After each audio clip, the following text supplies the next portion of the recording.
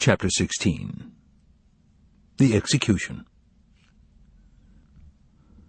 The sun was already sinking behind Bald Mountain, and the mountain was encircled by a double cordon. The cavalry Ayla that had crossed the procurator's path around noontime had set out at a trot, moving toward the city's Hebron gate. A path had already been cleared for it. The infantry of the Cappadocian cohort had pushed the crowds of people, camels, and mules over to the sides of the road, and the Ayla, raising white columns of dust skyward as it moved along, trotted out to the intersection of two roads, one heading south to Bethlehem, the other northwest to Jaffa. The Ayla took the northwest road.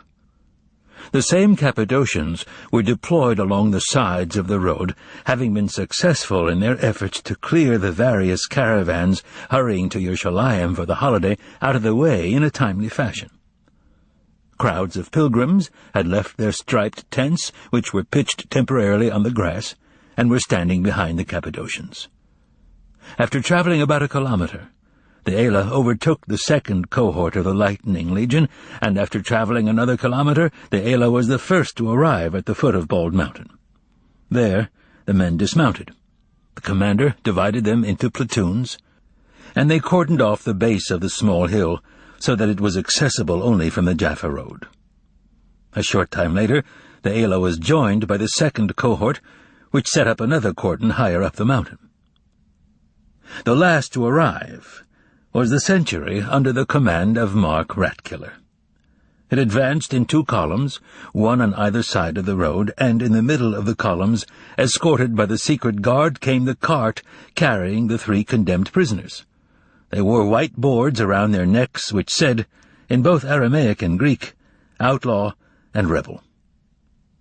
Behind their cart came other carts, loaded with freshly hewn cross-beamed posts, ropes, shovels, buckets, and axes. Riding in these carts were the 6 executioners. Following them on horseback were the centurion Mark, the head of the temple guard of Yerushalayim, and the man in the hood, with whom Pilate had had a brief exchange in the darkened room inside the palace. A column of soldiers brought up the rear of the procession, and it was followed by a crowd of about 2,000 curiosity-seekers, unfazed by the hellish heat, and intent on attending an interesting spectacle.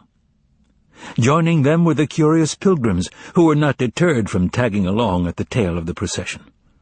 The column wound its way up Bald Mountain as the thin voices of the accompanying heralds shouted out the words spoken by Pilate at noontime. The Ayla allowed everyone to go up as far as the second cordon, but the second century permitted only those connected with the execution to ascend any higher. Then it maneuvered quickly to disperse the crowd around the entire hill, so that the crowd was contained by the cordon of infantry above and the cordon of cavalry below. Now the crowd could see the execution through the thin chain of foot soldiers. And so, more than 3 hours had passed since the procession had ascended the mountain, and the sun was already sinking over Bald Mountain, but the heat was still unbearable. The soldiers in both cordons were suffering from the heat, languishing from boredom, and cursing the 3 outlaws in their hearts, sincerely wishing them all a speedy death. The short commander of the Ayla, his forehead damp and his white tunic dark with sweat, stationed himself at the bottom of the hill near the open part of the ascent. He kept walking over to the leather bucket of the first platoon, scooping out handfuls of water, drinking, and then wetting down his turban. After getting a little relief from this, he would walk back and again begin pacing back and forth along the dusty road leading to the summit. His long sword knocked against his laced leather boot. The cavalry commander wanted to be a model of endurance for his men, but he took pity on them and allowed them to stand under the pyramid-shaped tents they had fashioned by sticking their lances into the ground and draping them with their white cloaks. These tents provided the Syrians some shelter from the merciless sun. The water buckets were emptied quickly, and the cavalrymen from the different platoons took turns going for water to the gully at the foot of the hill, where, in the infernal heat and sparse shade of some emaciated mulberry trees, a muddy stream lived out its remaining days. The grooms stood there with the now rested horses. and, worn down by boredom, were trying to stay inside the shifting shade. The soldiers' tedium and the curses they directed at the outlaws were understandable. The procurator's fears that the execution would provoke riots in the hated city of Yerushalayim had fortunately proved groundless. And, contrary to all expectations, when the execution entered its 4th hour, there was not one person left in between the double cordon formed by the infantry up above and the cavalry down below. The crowd had been scorched by the sun and driven back to Yerushalayim. All that was left beyond the line of the 2 Roman centuries were 2 dogs. No one knew who they belonged to and how they had ended up on the hill, but the heat had prostrated them as well, and they lay panting with their tongues out, oblivious to the green-backed lizards scurrying between the red-hot stones, the only creatures unafraid of the sun, and the prickly plants curling over the ground. No one had attempted to free the prisoners, either in Yerushalayim, which had been inundated with troops, or here on the cordoned-off hill. And the crowd had gone back to the city because there was really nothing interesting about this execution. And back in the city, preparations were already underway for the great feast of Passover, which would begin that evening. The Roman infantry in the 2nd cordon was suffering more than the cavalry in the 1st. The only respite the centurion rat-killer allowed his men was to remove their helmets and replace them with wetted-down headbands. But he kept his soldiers standing, with their spears in their hands. Wearing the same kind of headband around his head, only dry, not wetted down, he paced back and forth not far from the group of executioners, without having removed the silver lions' heads from his tunic, or his scabbard, sword, or knife. The sun beat down on the centurion without causing him any distress, and it was impossible to look at the lions' heads on his tunic, so blinding was the glare of the silver which seemed to be boiling in the sun. Ratkiller's disfigured face showed no sign of exhaustion or discontent, and it seemed that the giant centurion had the strength to go on pacing like that all day and all night, and the next day as well, in short, for as long as he had to keep walking with his hands on his heavy bronze-studded belt, to gaze sternly now at the posts with the men being executed, now at the soldiers in the cordon, and to kick the toe of his shaggy boot indifferently at the bleached human bones or bits of flint that lay in his path. The man in the hood had settled himself on a 3-legged stool not far from the posts and sat in placid immobility, only occasionally poking at the sand with a twig out of boredom. That there was not a single person behind the line of legionaries is not completely true. There was one man there, but he was simply not visible to everyone.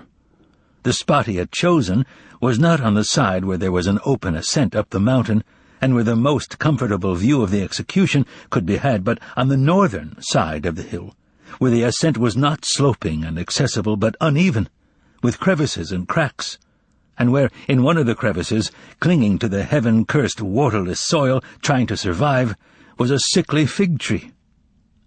It was precisely under this tree, which gave no shade at all, that this single spectator, who was not a participant in the execution, had ensconced himself, and he had been sitting there on a rock from the very beginning, that is, for more than 3 hours.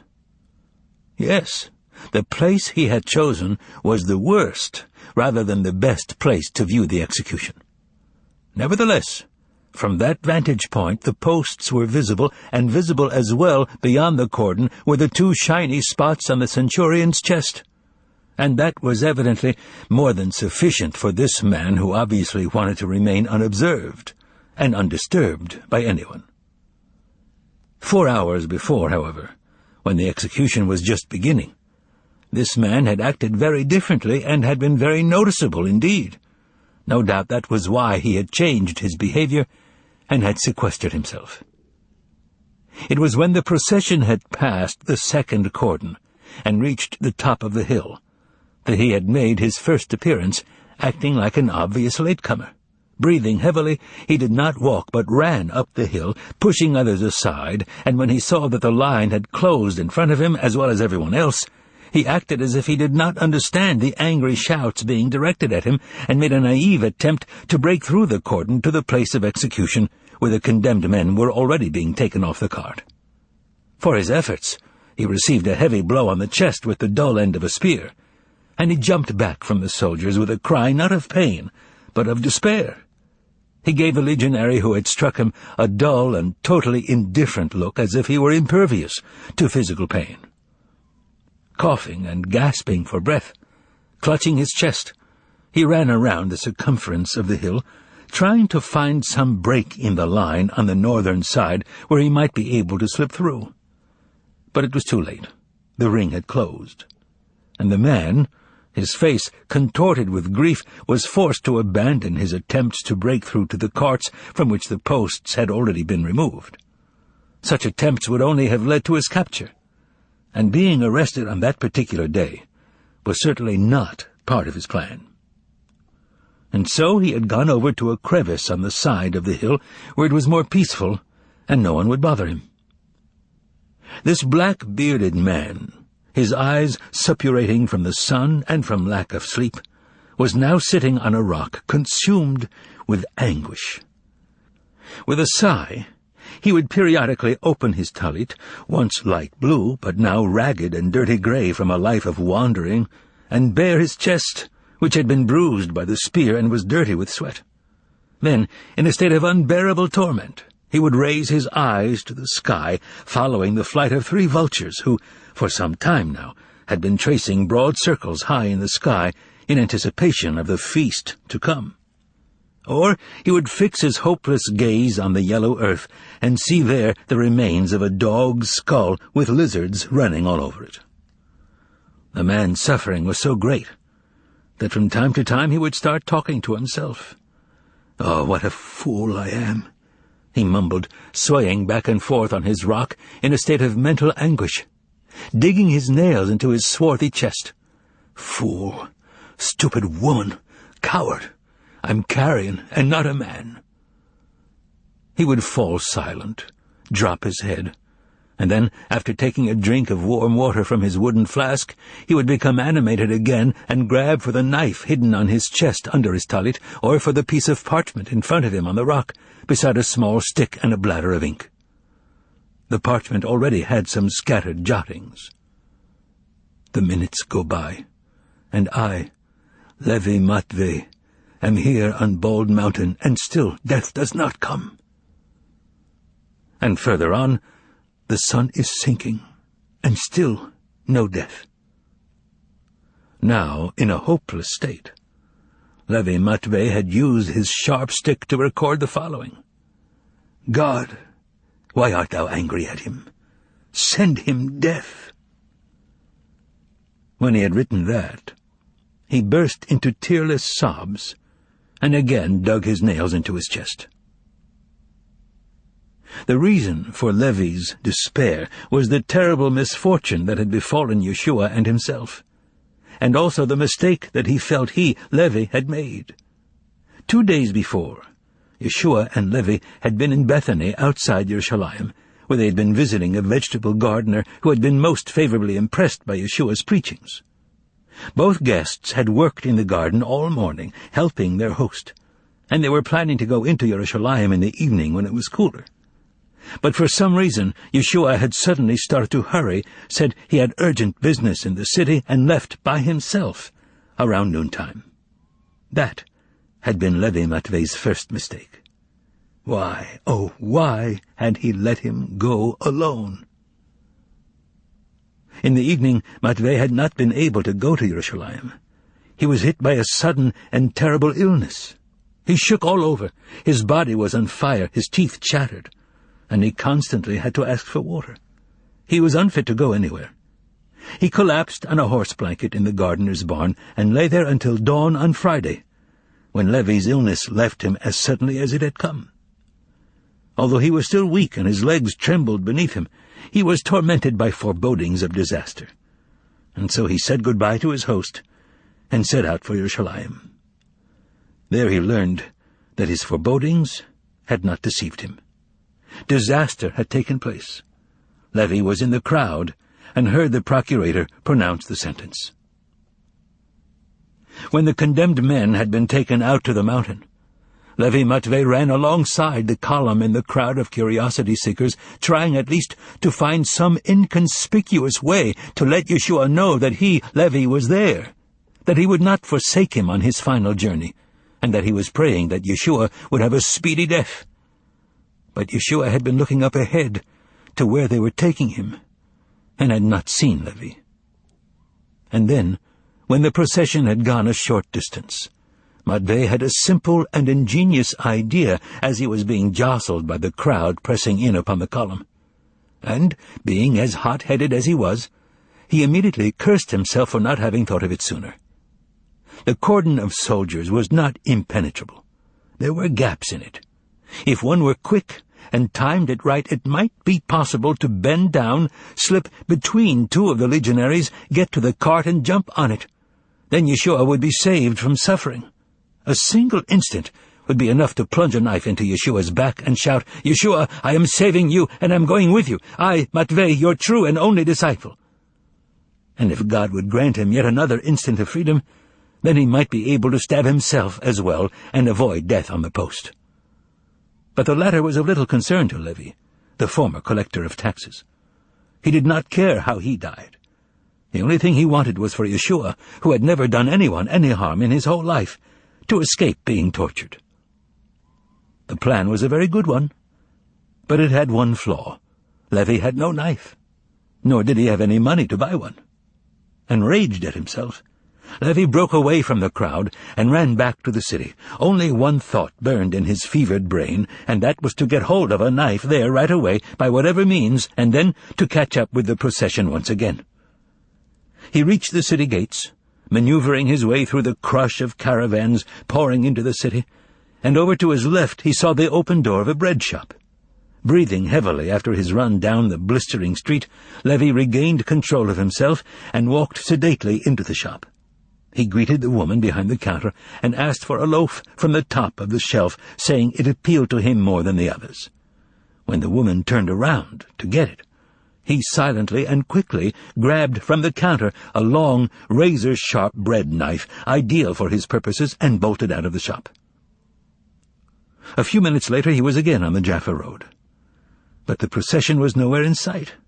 He started to run. Occasionally he would have to fall down on the dusty road and lie still in order to catch his breath.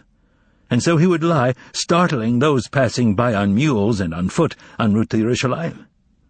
He lay listening to his heart pounding in his head, ears, and chest. After he had gotten some of his breath back, he jumped up and started running again, but at a slower and slower pace. When he could finally see the dust in the distance raised by the long procession, it had already reached the foot of the mountain. "Oh, God!" groaned Levi as he realized that he would be late. And he did come too late. As the 4th hour of the execution was ending, Levi's suffering reached its peak, and he flew into a rage. He got up from his rock and threw away the knife, which, as it seemed to him now, he had stolen in vain. He stamped on his flask, thus depriving himself of water, tore the kafiyah off his head, clutched at his straggly hair, and began cursing himself.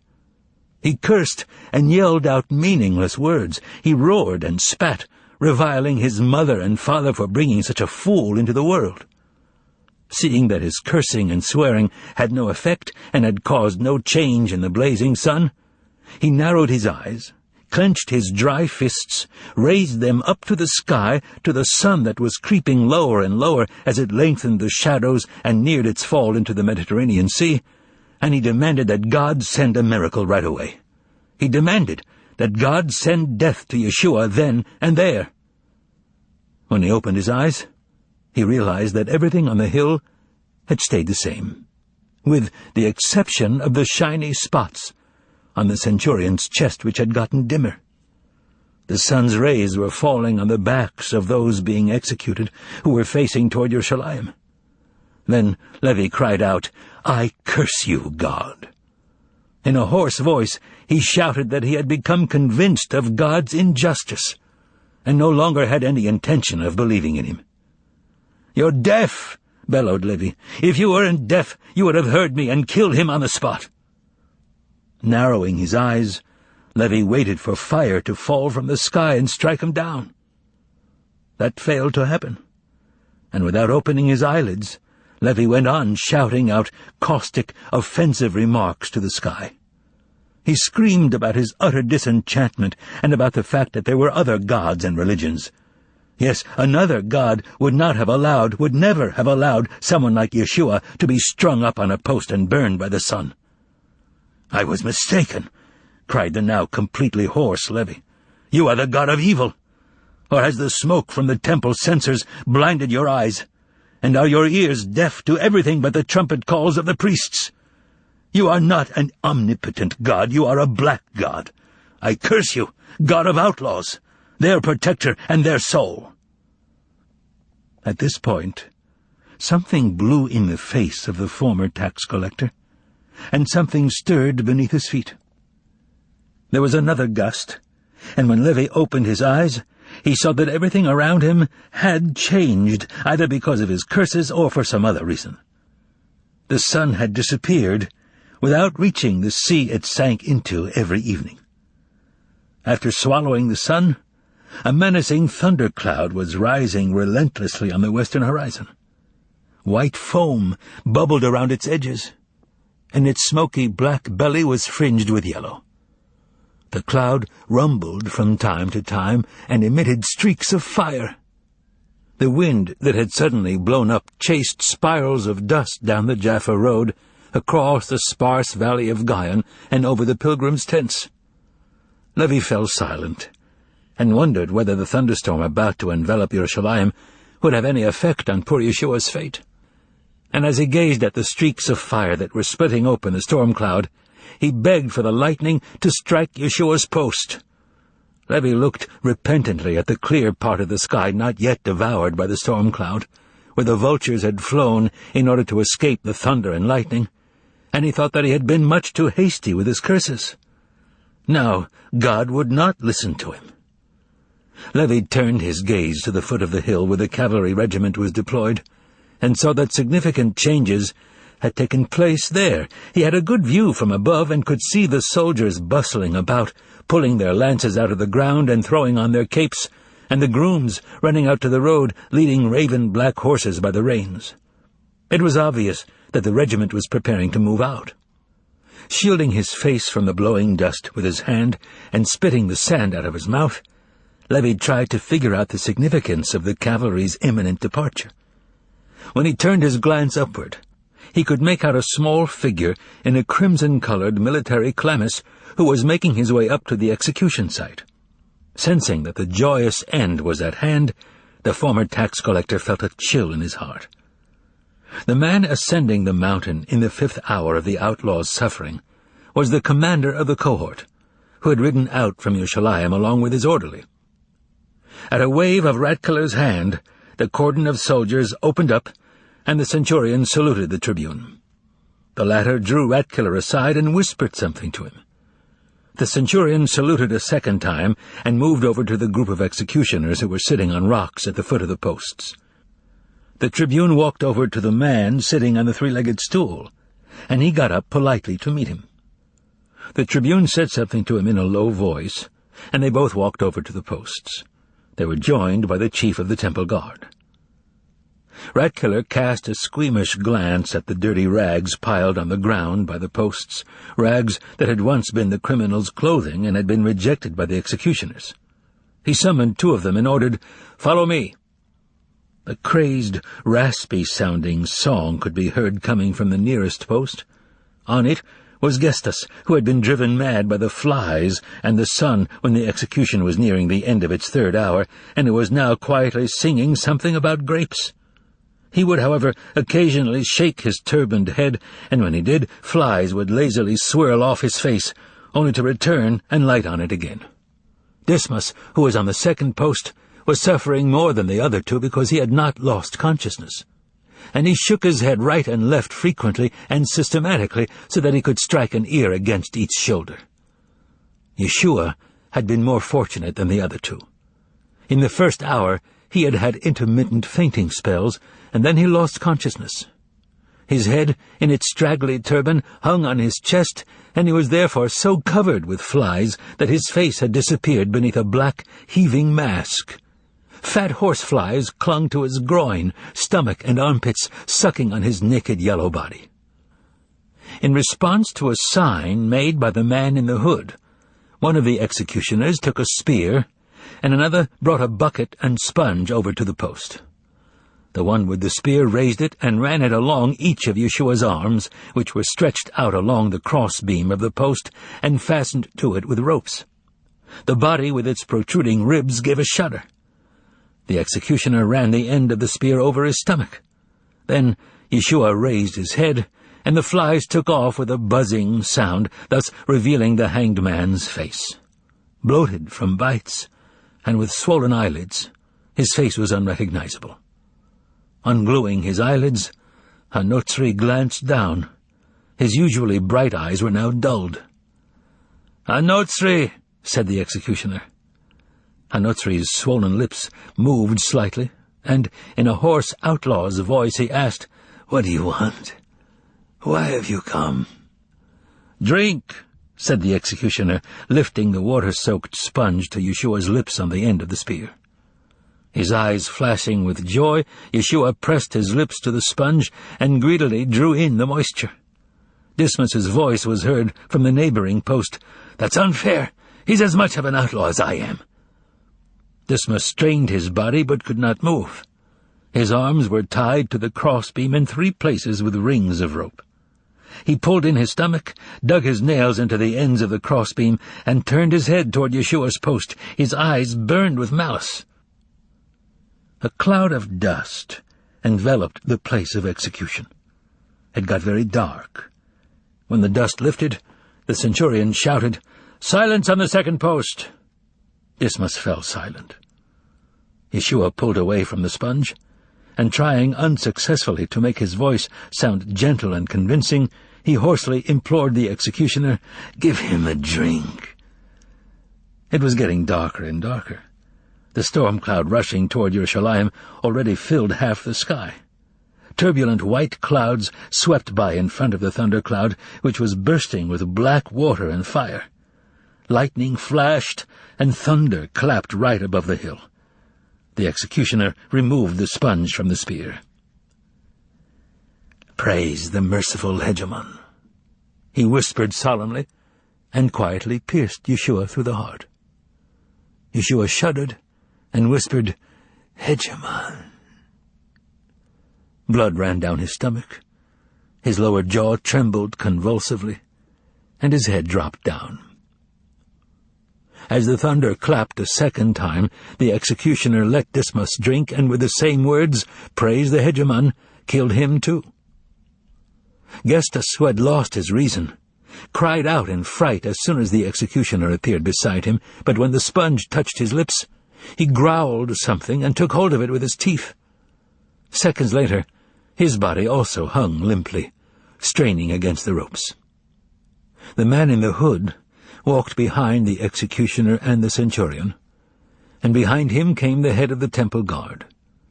After stopping at the first post, the man in the hood looked closely at the bloodied Yeshua, touched the sole of his foot with his white hand, and said to his companions, "He's dead." The same ritual was repeated at the other posts. Following this, the tribune signaled to the centurion, turned around, and began walking down the hill together with the head of the temple guard and the man in the hood. Dusk had fallen, and lightning ripped through the black sky. Suddenly there was a burst of fire, and the centurion's shout, "Break ranks!" was drowned out by the thunder. The happy soldiers ran off down the hill, putting on their helmets. Darkness covered Yerushalayim. The sudden downpour hit the sentries as they were halfway down the hill. The water poured down so ferociously that churning streams nipped at the soldiers' heels as they ran down the hill. They slipped and fell on the wet clay as they hurried to reach the level road on which, barely visible through the veil of water, the cavalry, soaked to the bone, was heading back to Yerushalayim. A few minutes later, in the churning brew of thunder, fire, and water, there was only one man left on the hill. Brandishing the knife, which had not been stolen in vain, scaling the slippery ledges, grabbing hold of anything he could, crawling at times on his hands and knees, he headed straight for the posts. He would at times disappear in complete darkness, only then to be suddenly lit up by flickering light. When he reached the posts, standing ankle-deep in water, he ripped off his heavy, soaked tallit, and wearing only his shirt, threw himself at Yeshua's feet. He cut the ropes around his shins, climbed up on the lower crossbeam, embraced Yeshua, and released his arms from their restraints. Yeshua's wet, naked body fell on top of Levi and knocked him to the ground. Levi was about to hoist him up on his shoulder, but something stopped him. He left the body in a pool of water on the ground, with its head thrown back and its arms flung out, and ran, slipping on the wet clay, over to the other posts. He cut the ropes on them too, and the two bodies fell to the ground. Minutes later, all that was left on the top of the hill were those two bodies and 3 empty posts. The water beat down on the bodies and turned them over.